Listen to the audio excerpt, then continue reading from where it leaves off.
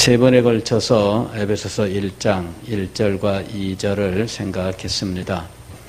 사도 자신이 자기를 어떻게 생각하며 또 이 편지를 받는 사람들의 자격은 어떠한지, 또한 성도들을 향한 사도의 이 축복의 이 축원이 내용이 어떠한지 하는 것들에 대해서 생각을 했습니다.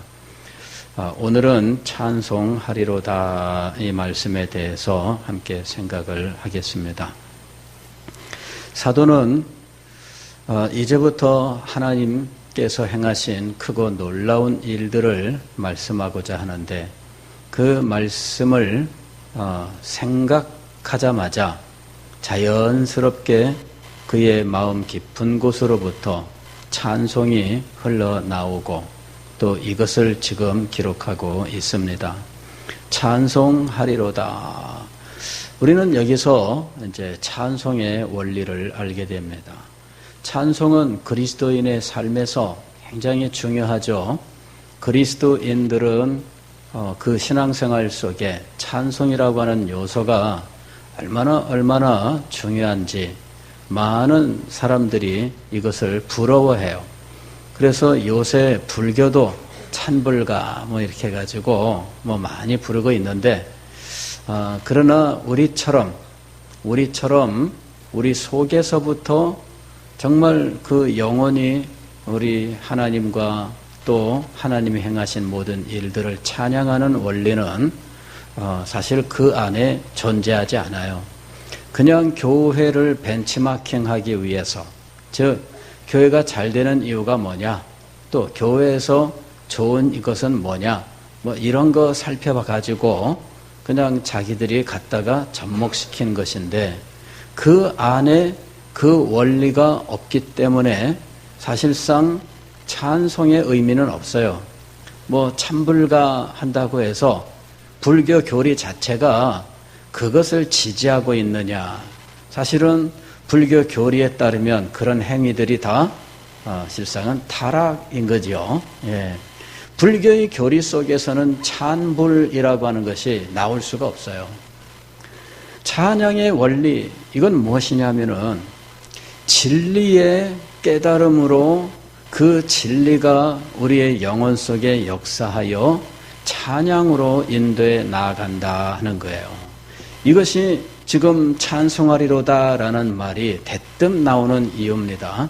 사도의 마음속에서 그가 지금 에베소 성도들에게 전하고자 하는 이 진리를 떠올리자마자 이 진리의 총체가 그의 마음속에 한꺼번에 역사하면서 그 마음속으로부터 찬양이 자연스럽게 흘러나오는 거예요.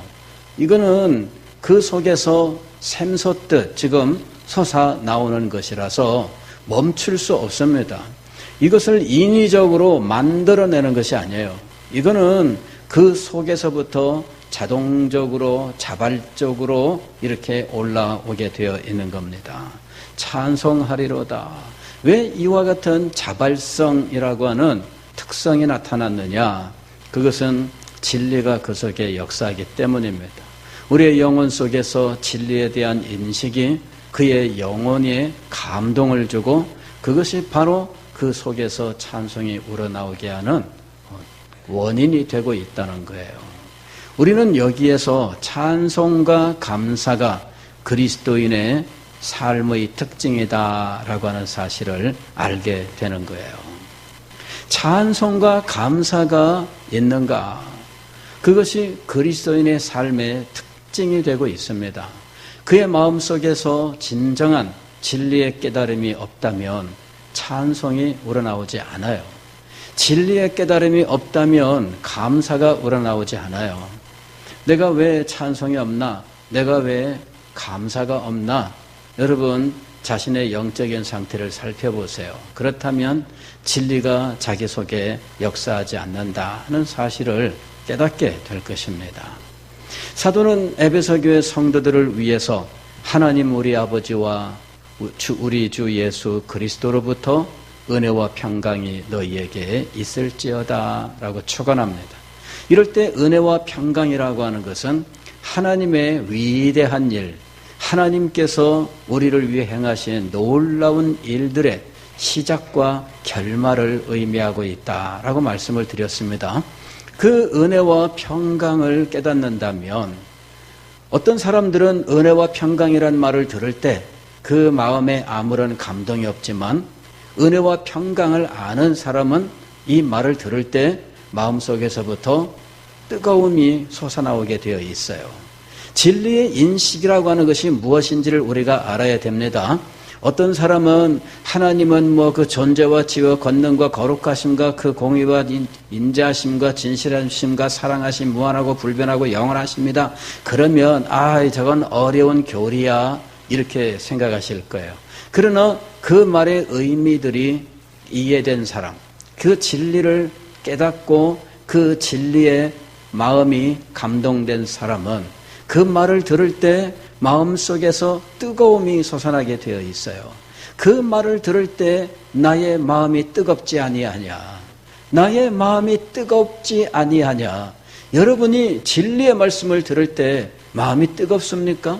하나님에 대해서 말씀을 들을 때 여러분의 마음이 뜨겁습니까?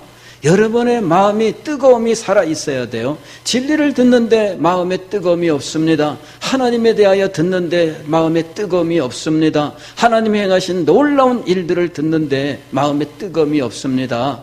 그렇다면 지금 그 모든 일들이 그의 마음에 아무런 느낌이 없다는 얘기예요. 왜 느낌이 없습니까? 왜 이 놀라운 일들이 여러분의 마음속에 역사하지 않습니까?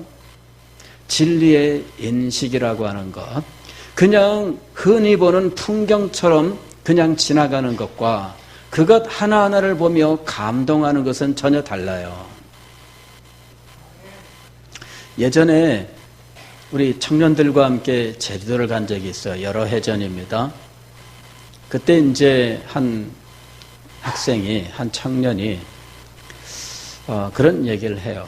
그 예전에 한번 온 적이 있는데 이 감동이 다릅니다. 부모님하고 억지로 끌려와가지고 그냥 대충, 그러니 그때는요 여행하면서 풍경을 보는 것들이 하나도 감동이 없는 거예요. 그런데 이제 보니까 너무나 아름답고 이 아름다움이란 것들이 느껴온다는 거예요. 여러분 그런 경험 한번 많아요. 아이들하고 같이 여행하면서 아이들한테 엄마 아빠는 하나라도 더 보여주려고 와 멋지다 야 저거 봐라 그러는데 애들은 딱 이어폰을 꽂고 눈 감고 뒤에서 이러고 있는 거야. 그러면은 엄마 아빠가 야 이 녀석아 눈 뜨고 밖에 좀 봐라 그러는데 애들은 밖에 한번 쓱 보고선 됐죠? 야 속 터집니다. 그죠? 예. 엄마 아빠는 한 개라도 더 보게 하려고 지금 야 저 밖에 봐라 저 하늘을 봐라 저 산을 봐라 저 바다를 봐라 막 그러는데 애들은 그거 문제 없어요. 게임만 하니까 밖에 봐라 그러면 이거 지금 막 결정적인 순간인데 자꾸 엄마는 귀찮게 하는 거야. 그냥 야 이게 지금 하나도 감동이 없죠. 예. 진리의 인식이라고 하는 것이 여러분 우리의 영혼 속에 얼마나 깊은 감동을 만드는지 이것이 우리에게 있어야 돼요. 그리고 이 진리의 인식으로 말미암아 우리 영혼으로부터 솟아나오는 찬송이 있어야 돼요. 이것이 그리스도인입니다. 그리스도인의 영혼 속에는 진리가 작용을 하고 진리의 영혼 속에서는 이렇게 감동된 찬양이 울려 나오게 되어 있다라고 하는 거예요. 왜 우리의 예배 속에는 찬송이 있을까? 예배의 순서니까. 그죠? 왜 우리의 기도 속에는 찬송이 있을까? 그냥 기도니까. 이건 참 얼마나 멋없는 대답이에요. 그죠?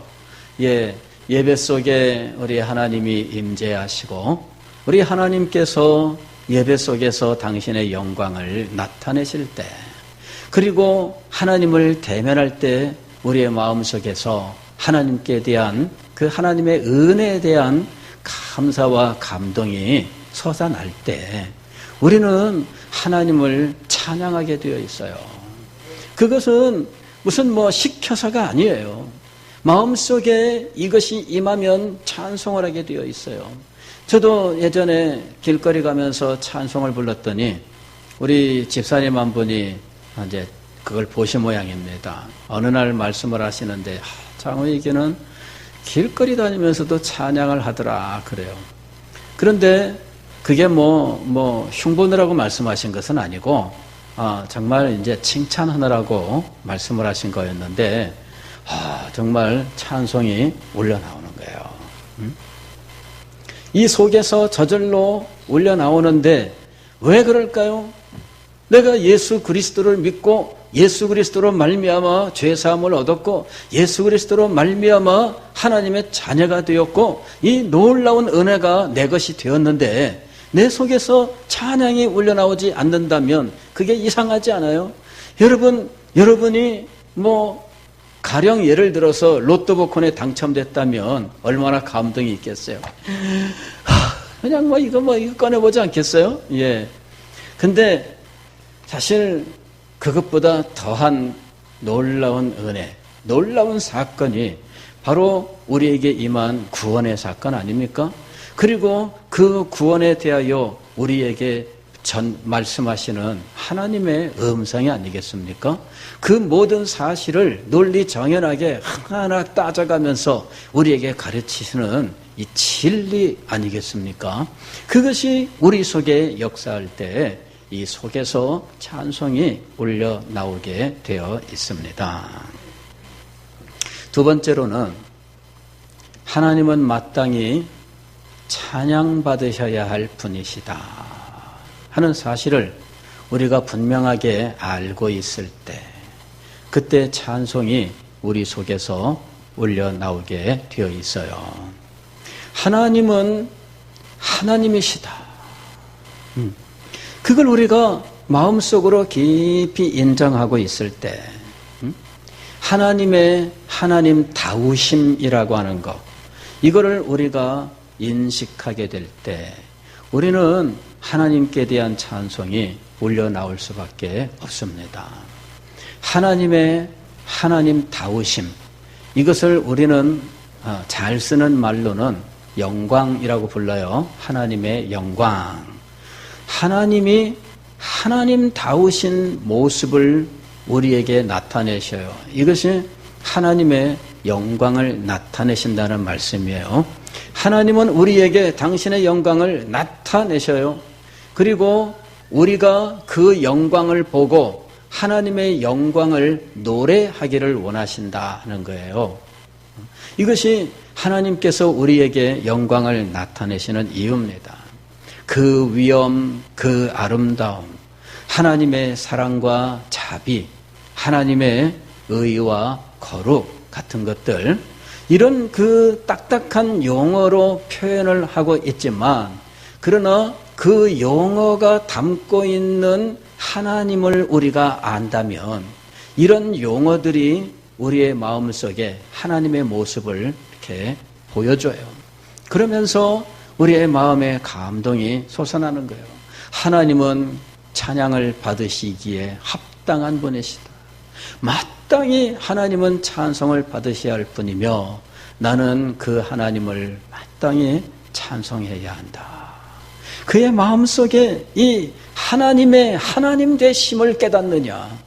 하나님의 하나님 되심, 즉 그의 영광과 그의 아름다움에 대한 분명한 인식이 있으며 하나님께 대한 참된 굴복이 있느냐 하는 거예요. 그것이 찬양의 원리입니다. 이것이 없는 사람들은 하나님을 찬양할 수 없어요.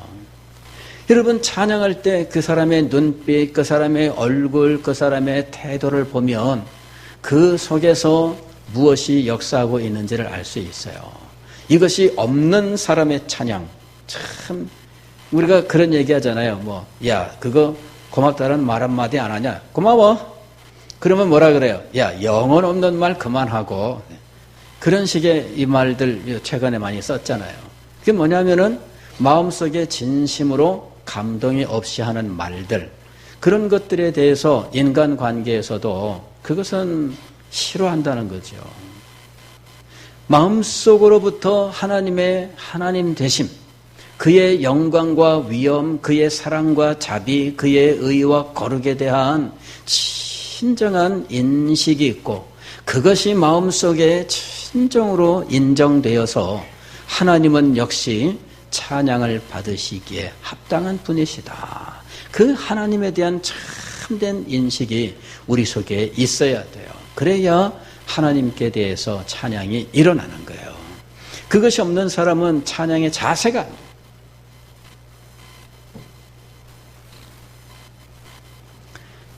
더 나아가서 그 하나님이 우리를 위하여 무슨 일을 행하셨는지를 안다면, 하나님께서 행하신 위대한 일, 창조에 나타난 하나님의 일, 그리고 구원에 나타난 하나님의 놀라운 은혜, 이런 것들을 우리가 알게 된다면 하나님을 찬양하지 않을 수가 없다는 거죠. 찬송은 그리스도인의 삶의 핵심이에요. 그리고 그 삶의 전부가 되어야 된다는 거예요. 여러분, 이 에베소서 1장을 보게 되면 삼위일체 하나님의 구원 사역에 대한 설명들이 쭉 나옵니다.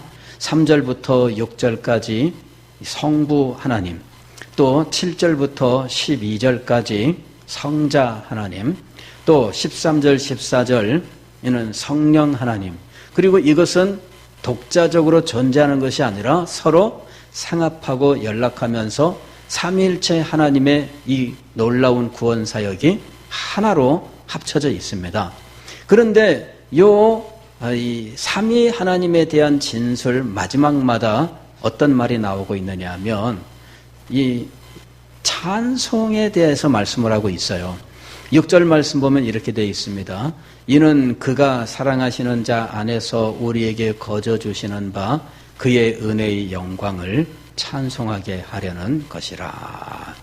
그의 은혜의 영광, 즉 성부 하나님께서 우리에게 거저 주시는 그 은혜의 영광을 어떻게 하게 하려는 것이라? 찬송하게 하려는 것이라. 성부의 은혜, 거저 주시는 이 신령한 복이라고 하는 것을 알게 되면 우리의 영혼 속에서 찬양이 우러나오지만 우리는 마땅히 인정해야 돼요. 하나님께서 우리에게 그렇게 하셨다면 우리는 마땅히 하나님을 찬양해야 돼요.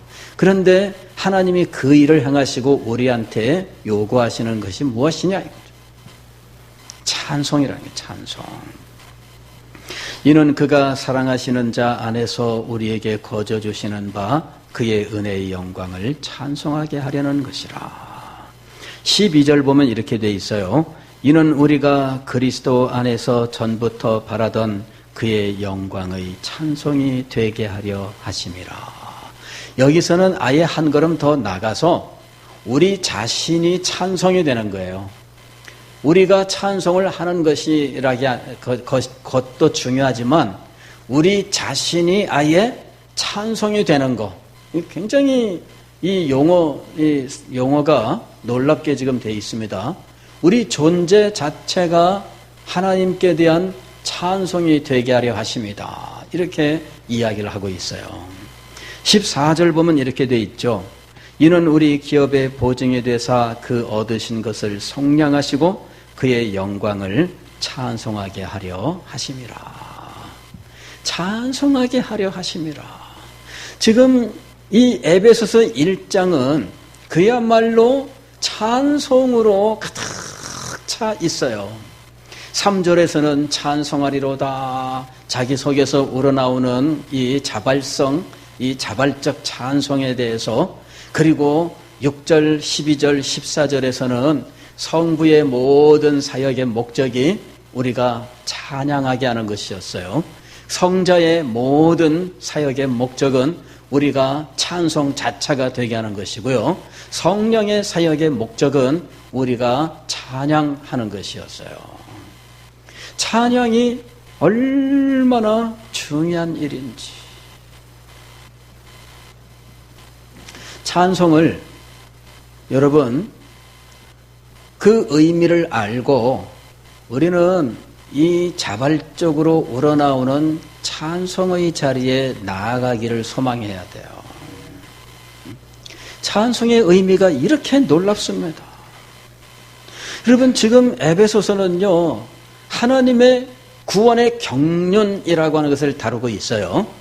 구원의 경륜이라고 하는 것은 무엇이냐면 하나님께서 우리를 구원하셔서 구원의 완성, 즉 장차 우리가 얻게 될 하늘의 신령한 기업, 바로 그 완성까지에 대해서 성부, 성자, 성령 삼위일체 하나님이 행하신 일들에 대해서 이야기하고 있습니다.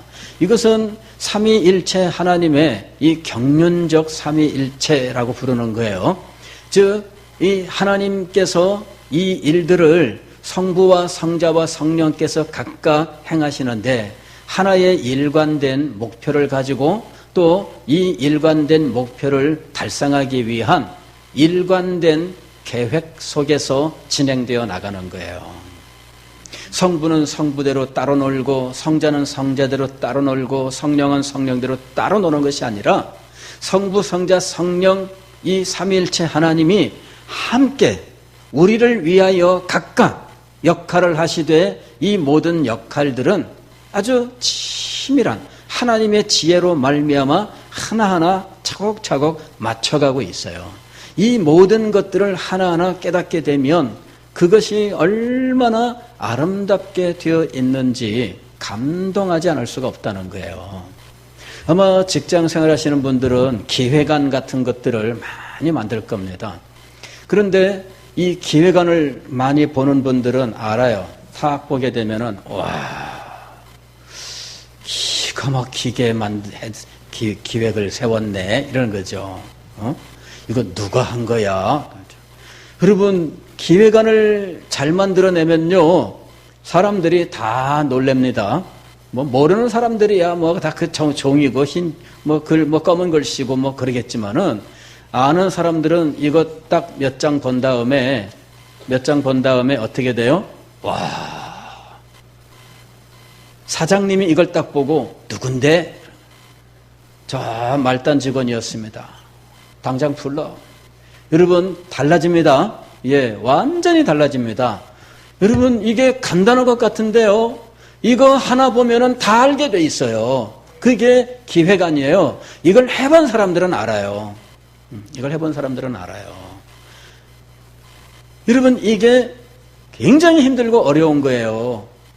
모든 일들 나중에 가면요 어떤 이 일들을 이제 이 프레젠테이션을 해요. 제시할 때 그런 걸 할 때에도 말이죠. 이게 기획안이 잘 돼 있어 가지고 그냥 순서대로 착착착착 말만 하면은 한눈에 딱 들어오게 된다.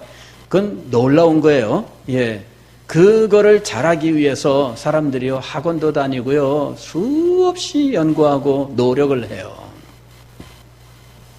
그런데 여러분 하나님의 구원 사역을 한번 공부해 보면 감동받지 않을 수가 없어요. 와, 세상에 어쩌면 이 세상의 창조로부터 타락한 인생들과 그 구원의 참 과정에 하나님께서 얼마나 아름답게 이 모든 일들을 계획하시고 행하시고 계시는지 그 놀라운 일들을 대할 때 감동받지 않을 수가 없다는 거예요.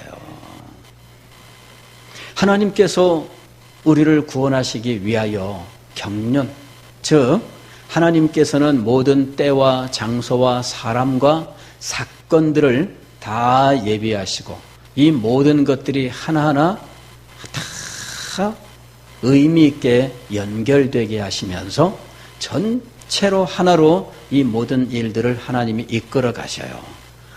이것이 바로 하나님의 경영, 하나님의 다스리심이라고 하는 거예요. 이 구원의 계획과 이 구원의 사실들을, 역사를 우리가 살펴보게 되면 그 모든 일들이 드러나는 거예요. 사도 바울이 에베소서 1장에서 이것을 1절로부터 14절, 3절로부터 14절까지 짧게 이 사실을 말하고 있는데 사람들은 이 에베소서를 읽고 나서 이 사도가 사용한 이 언어들을 연구한 사람들이 하는 말이 사도는 이 내용들을 다 제대로 전달하지 못하여 허덕이고 있다. 사도 바울은 글을 잘 쓰는 사람이었어요. 본인도 그렇게 인정했어요. 내가 말에는 조라나 글에는 그렇지 아니하니 그랬어요. 말을 잘 못한다 이렇게 얘기를 했어요. 그런데 글은 그렇지 않다. 글을 잘 쓰는 분이었어요. 그런데 에베소서 1장 3절로 14절까지는 사도 바울답지 않다. 그래요. 우리는 이렇게 봐서 잘 몰라요. 그러나 헬라어를 전공한 전문가들이 하는 말은 사도 바울답지 않다. 왜 그럴까요? 너무나 크고 놀라운 일을 매끄럽게 진술할 수 없어요. 그리고 속에서 막 이렇게 올라올 때에는 매끄럽게 말이 안 됩니다. 그죠? 여러분들도 속에 감동이 없을 때, 막 상을 받은 사람들, 연예인들 왜 무슨 대상 뭐 이런 거 받을 때 나와서 이제 얘기하잖아요. 하나 이렇게 딱 이렇게 트로피 하나 받아 들고, 감사합니다. 막 그러는데 들어보면은, 무슨 말 저렇게 막 이 말했다, 저 말했다 막 그럴까? 근데 왜 그래요? 속에서 막 이게 올라오고 있는 거예요. 사도 바울 속에서 하나님의 구원의 경륜이라고 하는 것이 그리 작용하고 있는 거예요. 그래서 사도 바울답지 않다. 이렇게 얘기를 합니다. 사도 바울의 헬라어 실력을 볼 때 이 헬라어는 사도 바울의 평소에 그 치밀한 그러한 문체가 아니다. 왜요? 너무나 놀라운 하나님의 구원의 비밀을 지금 목격하고 있거든요. 그 마음속에서 올라오는 감동이 있거든요. 사랑하는 성도 여러분, 오늘 우리가 이것을 배울 겁니다. 우리는 이 전모를 알 수 있기를 소망하고 그것이 우리의 영혼 속에 작용하고 우리의 삶 속에 역사하기를 소망해야 돼요. 그래서 우리가 하나님을 찬양할 뿐만 아니라 우리 존재가 찬양 자체가 되어버려서 하나님을 영화롭게 하며 그 은혜 가운데 살아갈 수 있어야 되겠습니다. 찬송의 능력이 역사하는 우리가 될 수 있기를 주의 이름으로 축원합니다. 기도하겠습니다.